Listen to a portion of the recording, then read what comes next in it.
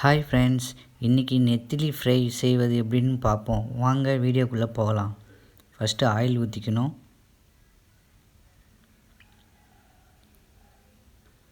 நெத்திலி மீன் 1/2 கிலோ நான் எடுத்துக்கினேன்.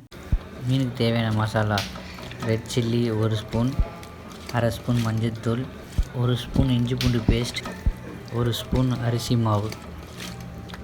இதெல்லாம் சேர்த்து நல்லா மிக்ஸ் பண்ணிக்கணும்.